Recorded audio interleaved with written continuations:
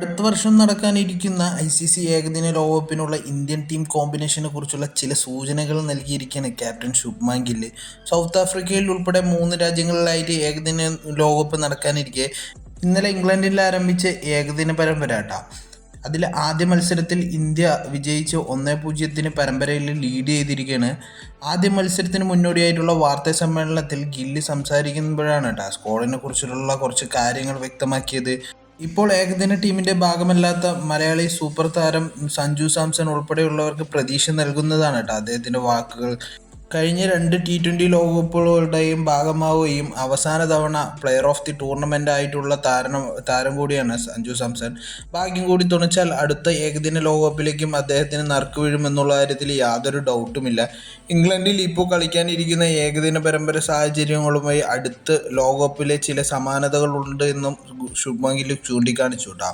South African പിച്ചുകളിൽ നല്ല performance കാഴ്ചവെക്കാൻ സാധിക്കുന്നവർക്ക് ലോകകപ്പ് സംഘത്തിന്റെ അവസരം ലഭിക്കുമെന്നും സൗത്ത് ആഫ്രിക്കൻ പിച്ചുകളിൽ നല്ല പ്രകടനം കാഴ്ചവെക്കാൻ പറ്റുന്നവർക്ക് അവിടെ അവസരം ലഭിക്കുമെന്നും കൂടാതെ ഏത് കോമ്പിനേഷനാണ് നമുക്ക് ലോകകപ്പിൽ യൂസ് ചെയ്യുക എന്നുള്ള കാര്യങ്ങളെക്കുറിച്ചെല്ലാം ഞങ്ങൾ ചർച്ച ചെയ്യാറുണ്ട്. ഏത് ബൗളർമാർ, ഏത് ഓൾറൗണ്ടർമാർ, അതേപോലെ തന്നെ ഏത് സ്പിന്നർമാർ നമുക്ക് ഇറക്കാം എന്നുള്ള ചർച്ചകളെല്ലാം ഞങ്ങളിപ്പോൾ ചെയ്തുകൊണ്ടിരിക്കുകയാണ് എന്നുള്ള കാര്യങ്ങളെല്ലാം ആ ഒരു പ്രസ് മീറ്റിൽ അദ്ദേഹം പറയുണ്ടായിരുന്നു കേട്ടോ. അന്താരാഷ്ട്ര ക്രിക്കറ്റിൽ സഞ്ജു സാംസന്റെ ഫേവറേറ്റ് എതിരാളികൾ മാത്രമല്ല സൗത്ത് ആഫ്രിക്ക. അവിടെ കളിച്ചപ്പോഴെല്ലാം ശ്രദ്ധേയമായ പ്രകടനം അദ്ദേഹത്തിന് നടത്താൻ സാധിച്ചിട്ടുണ്ട് കേട്ടോ. സൗത്ത് ആഫ്രിക്കയിൽ ഏകദിനവും T20യും താരം കളിച്ചു കഴിഞ്ഞു. രണ്ടിലും കസറിയിട്ടുണ്ട് എന്നുള്ള കാര്യത്തിൽ നമുക്ക് മുൻ കണക്കുകൾ എടുത്തു നോക്കിയാൽ അറിയാൻ പറ്റും. സൗത്ത് ആഫ്രിക്കയിൽ കളിച്ചപ്പോഴെല്ലാം അദ്ദേഹം നല്ല പ്രകടനം കാഴ്ചവെച്ചിട്ടുണ്ട് കേട്ടോ. സൗത്ത് ആഫ്രിക്കയിലെ ഏകദിനവും അതേപോലെ തന്നെ T20യും കളിച്ചിട്ടുണ്ടായിരുന്നു. രണ്ടിലും അദ്ദേഹം നല്ല പ്രകടനം തന്നെയാണ് കാഴ്ചവെച്ചിരിക്കുന്നത് കേട്ടോ.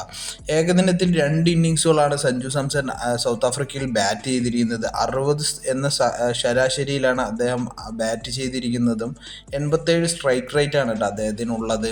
അതിൽ ഒരു സെഞ്ചുറി ഉൾപ്പെടെയാണ് ഈ ഒരു റൺസ് അടിച്ചു കൂട്ടിയിരിക്കുന്നത് എന്നുകൂടി നോക്കേണ്ടതായിട്ട്. ഈ പ്രകടനങ്ങളൊക്കെ വെച്ചിട്ട് തന്നെയാണ് കേട്ടോ സഞ്ജു സാംസൺ ഇന്ത്യൻ ടീമിലേക്ക് വിളിവരാൻ സാധ്യതയുള്ളതും. ഇനി ഇന്ത്യൻ സ്ക്വാഡിലെ ആർക്കെങ്കിലും പരിക്ക് കാരണം, ടോപ്പ് ഓർഡേഴ്സിലെ ആർക്കെങ്കിലും പരിക്ക് കാരണം മാറേണ്ട ഒരു സാഹചര്യം വന്നാൽ ഉൾപ്പെടെ ആ ഒരു വിരൽ ചൂണ്ടാൻ പോകുന്നത് സഞ്ജു സാംസൺ നേർക്കായിരിക്കും എന്നുള്ള കാര്യത്തിൽ യാതൊരു ഡൗട്ടും ഇല്ല.